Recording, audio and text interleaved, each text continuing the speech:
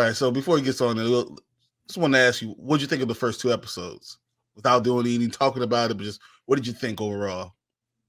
It was. So I have so many questions. I got questions like, why this, why that, and Obi-Wan's perspective of things is not the Obi-Wan I'm used to. Yeah. It was just like, I don't know how much I want to get into it before Tank comes in. So definitely there's some questions that I had. There is some, why are you doing this? And who am I watching right now? Because this is not the same character that I'm used to. So okay, here before he comes, I can ask this question: what did you think about the opening scene, the opening credits of like the flashbacks of everything that's happened? I thought that was cool. I thought that was really cool. I thought it was amazing. I thought it was some people don't really look follow everything. They don't remember it all. So if they gave like a quick rundown of like, oh yeah, okay, like I remember some of that. Or for instance, Sandy has this, she forgets certain scenes or something like, and she goes, I am so glad they did that because I forgot. That's exactly what she told me. I'm like, well, good, because I didn't feel like watching all those other movies. It was just bam, there it is, like it's all there. I'm not a prequel fan. I'm just not. But seeing those, it was like the best 3 minutes and 40 seconds of all of it. Like it told you the story, let you know who the characters were, went through it so fast, and I was like, it's perfect. I was happy that they did that, and it went so smoothly. But then we get into the show, and I was like, yeah, there it transitions. Yeah, there it is. How's this camera? Looks a lot. Whenever he decides to get, there it is. There we go. There it is. We can see you now. Better. It was internet issues. My internet. I don't know. Sometimes if I leave my computer around too long, it just gets a little wonky. You're talking about too long, he means 18 days. Legit. I'm not even kidding. Jesus. Yeah, I put it to sleep all the time, and I never really turn it off because I'm always working on something, and I'm like, And then right now, when I restarted my computer, I'm like, shit, I didn't save. I'm like, wait, I finished everything I needed to finish. So, and that's why we have 8 videos a week, because he's always working. That's exactly it. Yeah. Well, just to catch you, I asked Martin just real quick, what did he think about like just the first opening scene of Obi-Wan? I thought that was just the flashbacks of the prequels. Yeah, that was great. I heard what you guys said. I was watching it on my phone while I was restarting, but yeah, no, I agree. It was like a quick rundown, in case you forget, because it's been a long time. It's been a long time since the prequels came out, so everyone's all in thinking about the sequel trilogy, Mando, Book of Boba, all the new stuff. You kind of forget the prequel trilogy that came out. What 20 years ago? Like when the hell did the prequels?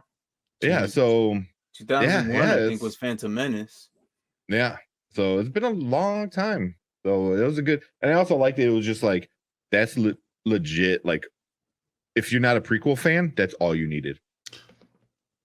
You didn't need Jar Jar. You didn't need all the politics. Exactly. You kind of got the important stuff right off the bat, which I like. But yeah, it was a good opening scene. Well, since we're talking about you, so what, you guys want to talk about the first episode, and we'll do the trailers later? Yeah, let's do the first episode, and then we go from there. Why not? Yeah.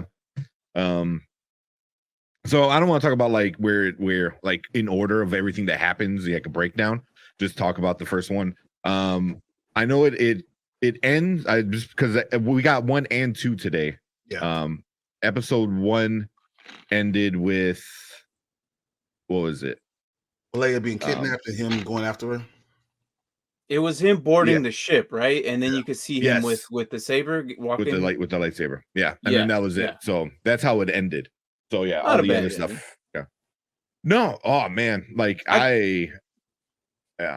If that was just say we just got that episode right and they didn't show us the second one, which was nice. They gave us a 2-hour prequel or showing, which was nice. If they ended it that way and then we had to watch the second episode next week, I think I would have been okay with that, because it now shows that okay, he's picked up his lightsaber, who what it seems like hasn't picked it up in almost 10 years. Yep. Essentially. So he now has to be in this. I have to go back into Jedi mode, even though I know I'm a Jedi, but like I have to go back into this warrior mode type. Almost seems like he doesn't know how. The way he survived, the way he stayed off the radar is not using any force, not using anything to do with the force, and no feeling, no nothing, and just cutting himself off and burying it deep inside. So even taking the lightsaber and burying it in the desert was like, you see it in virtual, but that's basically what he did with himself. Took all the powers that made him into a Jedi and he buried it deep inside himself. And he was like, something I'm not going to touch. And that's even when he sees other Jedi, he saw other occasions where he probably wanted to, or even when the guy who's cheating the workers, the other butchers that are there, he puts all that inside, he hides that deep inside himself, and it turns him into a different person. And I think that was the key for the whole episode. This is not the same Obi-Wan. Exactly what you said when we first started. This is not the same Obi-Wan we left with. No. He's totally different. But it makes sense, though. I know, like, Martin seemed upset about it, but it makes sense. This is not Obi-Wan. This is Ben. This is Ben. You know, this is not Obi-Wan. I loved it because it makes sense. He's not going to go out there and start force flinging shit everywhere. Like, he's on a secret mission to make sure, Luke stays safe. So he's going to stay hidden. He's going to stay everything. But I'll let Martin go, because there's one thing I pulled away from it that I was just like, oh, kind of connecting things.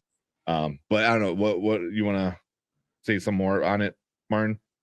About like just transition, Obi-Wan. Kind of. I mean, here's what I'm used to. I'm used to the confident, smart, always looking ahead of what's going on. I'm used to he knows what the plan is. He knows what's going on. He surrounded himself with the Force. Like, he knows everything, what's happening. Now you see this bottom of the barrel, like, guy that is just working at this, what seems like he has to get transportation to his job, working at this piss poor job, and he's actually stealing a little bit of a rations from what he's a butcher, right? He's stealing a small amount of butcher, like a slice of meat for his camel, from what I can't really. Yeah, camel like creature, If you can't help me out what the actual name of those things are. But he feeds it every day, and it seems like he rides that camel back home, and he lives out in the boondocks, like nobody can see him, like essentially what his plan was. And he's just out of sight, out of mind, just doesn't even protect the dude. Like, we would expect him to protect a guy that was like getting shoved or say something when he got his payment at the end of the week, and he said, this is only half. He would probably said something or I don't know, gave him some of his rations or something, but nothing. Like, absolutely just I'm just here, dude. Like, this is my life. And it was totally different. I'm like, what am I watching right now? But you're right, Tank. He's not Obi-Wan. He's Ben. Yeah, but also he's not. All of that, none of it matters. None of it matters because he has one mission: to make sure Luke is trained as a Jedi. And if he gets caught, if he dies, then that's it. The Sith wins. He knows Luke is the only way to win. So none of it matters. He goes, if I gotta be poor, if I gotta like let other people die, so be it. Which is kind of like crazy because he's a Jedi. They even say it in the beginning of the episode that Jedis have the weakness, so if somebody else is gonna get hurt, they protect, and then they get found out. So right. that's what I think they were saying. Like, this is what Jedis do, and then he doesn't do it. Where like Owen was gonna die. I don't think he was gonna save Owen. He was like, all right, Owen's gonna die, and then I have to go get Luke before the bad guys get Luke. I think that was the plan. If it happened like that, you know. So there's two main things I took from the first episode. One was that beginning. Actually seeing like the real life, at the Jedi Temple, what was going on after Order 66 came down. I was like, what the fuck? It's like it was mayhem. And then, everyone always asks, like, so none of the Jedi escaped? It told you right from the beginning. There were people that escaped.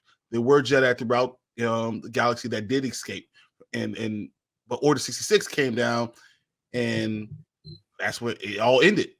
And then it kind of let you know about who the Inquisitors were, and tell you right away, like, a lot of these guys were Jedi that switched and went to the dark side.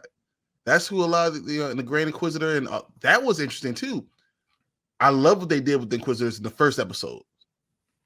I don't want to talk about the second episode. But that first episode was great. What they did, it was.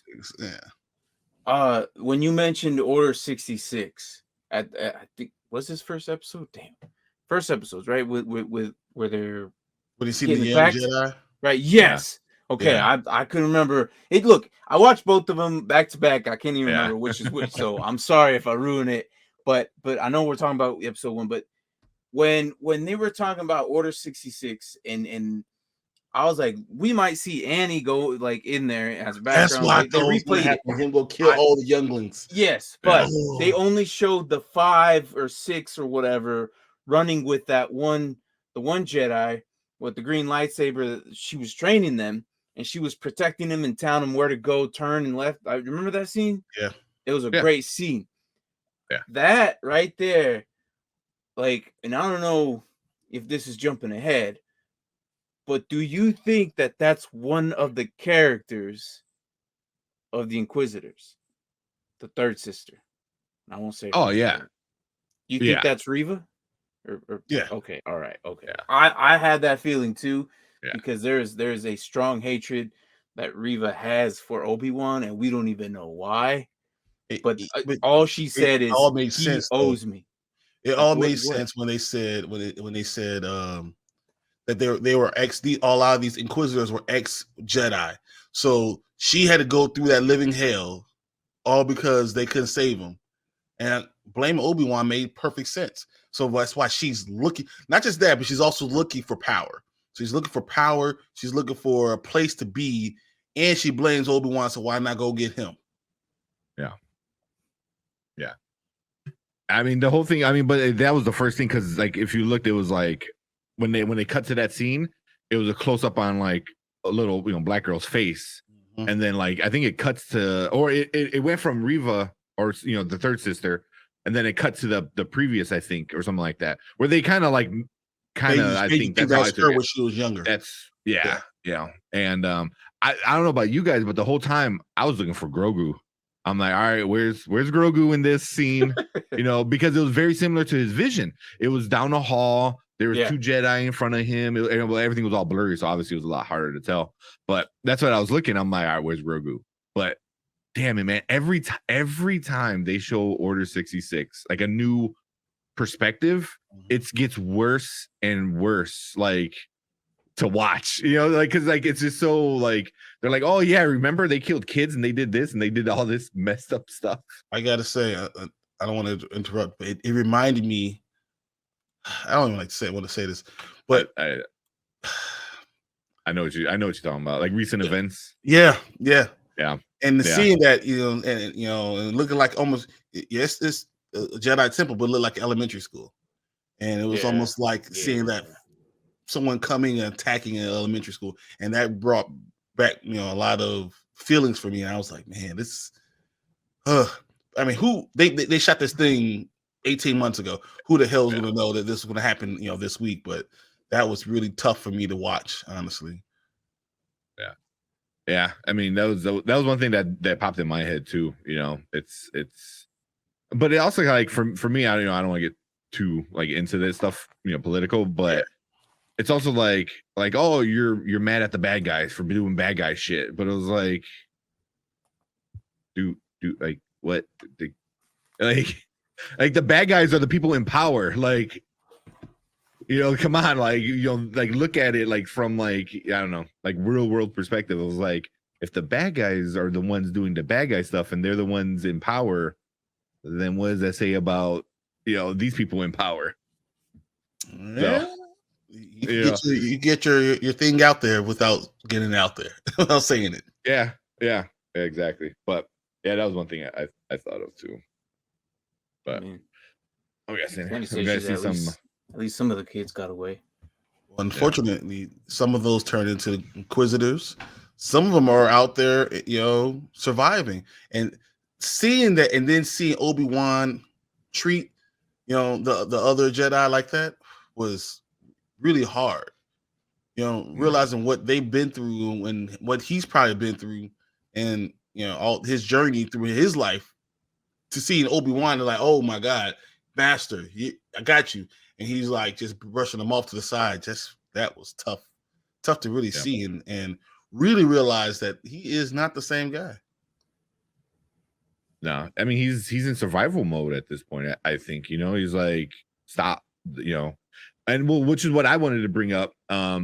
Was did you guys or anybody watching notice the so many similarities to Last Jedi Luke?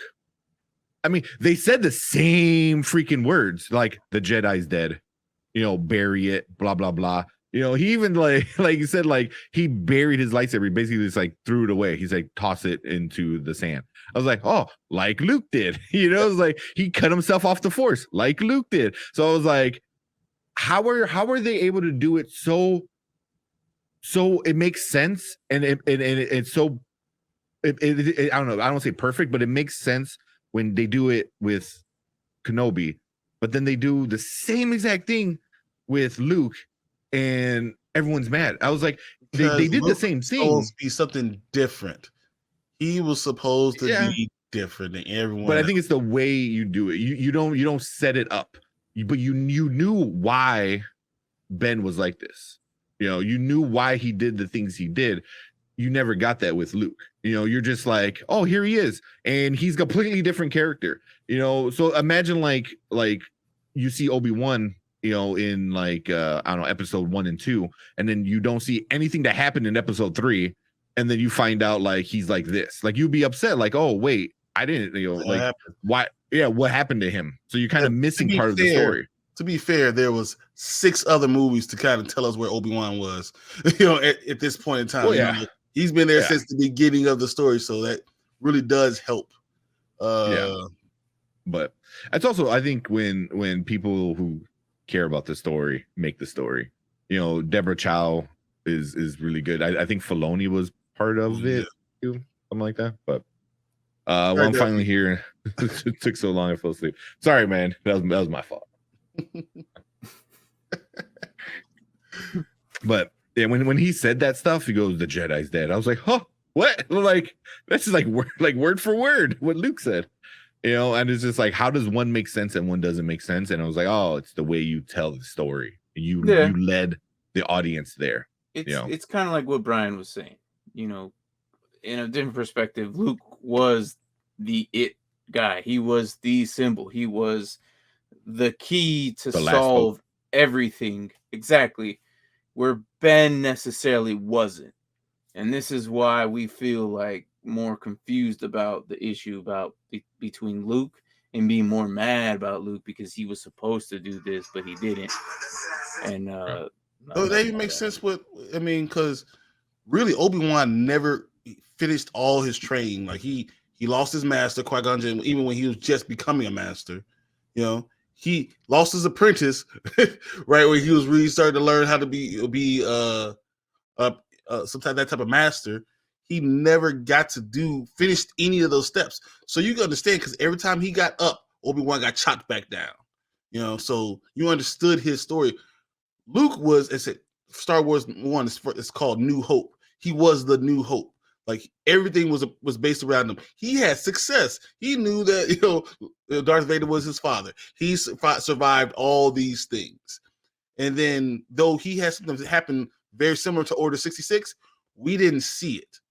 So it's really hard for us to understand Luke being the way he is, because all the success he also had, though he had a lot of pain, he had a lot of success too. He was the most popular man in all the Empire for like 20 years. Like it's hard for us to see that that's the Luke that we got. He should be the one person that can hold on hope, especially if Leia is able to hold on to hers. Like that's why it didn't make sense, because you get the twin thing, you've seen how things work. It didn't make sense there. I think it makes a lot more sense with Obi-Wan because he's by himself. He's alone the entire time. And he's never succeeded in anything. It's always been a failure. I mean, he made it to the council. He was on the council, so he was like the highest of that you can get to Jedi. So it's not like he failed. He just also had the pain. I just think that's the difference between telling a story and just like throwing shit at the wall, kind of, like you led us down this path of Obi-Wan, and then you didn't lead us down any path with Luke, but it had the same kind of outcome to a point. So it was like, I get what Disney's trying to do. They're trying to see like, oh, see, it can happen to anybody. But I was like, but you need to lead the audience there. That's good storytelling. Good storytelling. I understand why Ben's doing what he did. I don't understand why Luke did what he did. Even though you threw in 2 seconds of him wanting to do this and that, still there's no guidance. There's no storytelling. You can't skip 5 chapters and then go to the end and then like start telling the story again. And that's what that is. Where this is, I don't know, people who care about the story. I feel like, so, I don't know. But that was one thing I really took away from it. I was like, Disney trying to like justify all we know things in other movies. The Last Jedi sucked. Okay, that's just what it is. it's just what it is. They could have done things to make it better, but yeah, whatever. But as far as episode 1 goes, I thought it was a great episode. I loved that first episode. I loved the way they introduced all the characters and we understand their motivation. It just made sense. Leia being who she is, that little 10-year-old girl. Oh my God, I got 2 of those upstairs. It made perfect sense. And they did really great with her. Oh my gosh.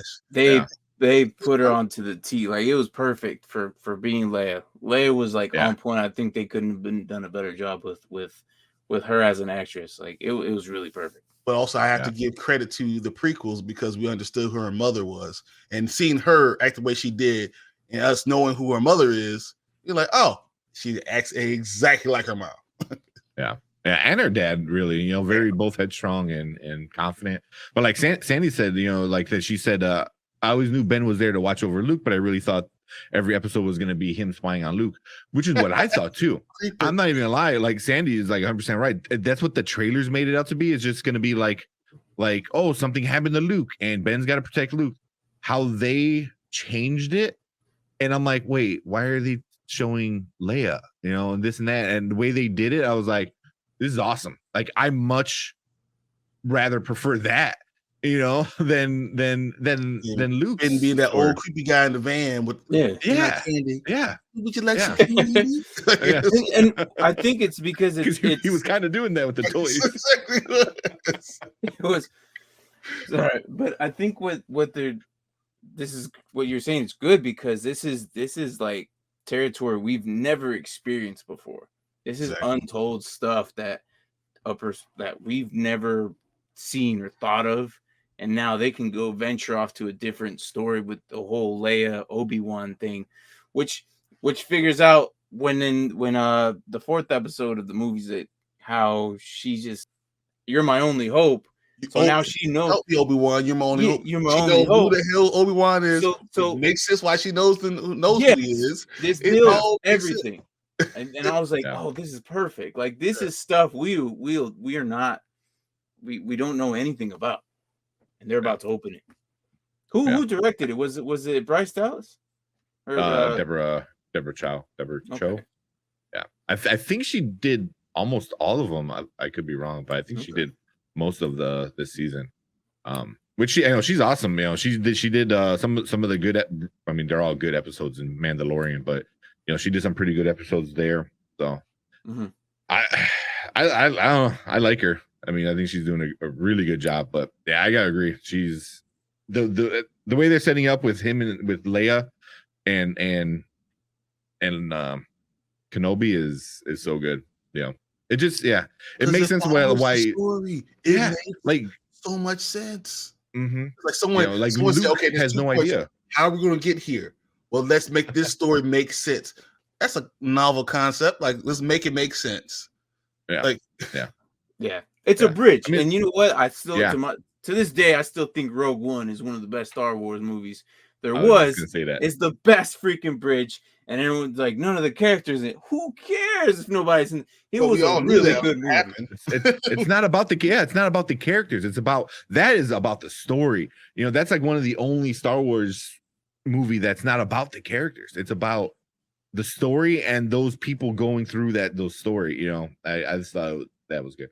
But yeah, just it makes sense, like you said, like why Luke has no idea who Kenobi is and why Leia's like asking for help. Like your dad, like she already knows, like, oh, my dad, you know, asked for your help before in the Clone Wars, and now like why she's able to ask for help, you know, is a little bit like better. So I was like, man, you know, so hey, she's a bad little 10-year-old though. Her cousin coming and talking about her, I was like, you ain't even one of us. She was like, oh really? That means psychoanalyze you. Yeah, you don't even understand anything you're talking about. You just repeating your dad. You just trying to be like him because you don't know what the hell's going on. He was like, "Damn, I'm gonna go cry." Overall, though, episode 1 was great, and episode 2 was just as good. But then they followed more into, you know, with Obi and Leia in that one. So I felt like overall episode 1 was really great. It was a really good opening. But yeah, if we're gonna get into episode 2, I don't know if I say it's the same greatness as the episode 1. Wait, hold on. So, how do you want to rate episode 1 before we get into it? Episode 1 is it is awesome. It is a great opening episode. I loved it. Yeah. Even the ending was a great ending. It was just like Martin said in the beginning, if that was it and we had to wait a week, I would have been satisfied. I would have been like, no, I want more. Like, I do want more, but it wouldn't be like not a good spot to end it. That was a great spot to end it, you know? So episode 1 was the perfect way to bring back like a good Star Wars character, Star Wars show and all that. Agreed. 100%. But I would say it's a now.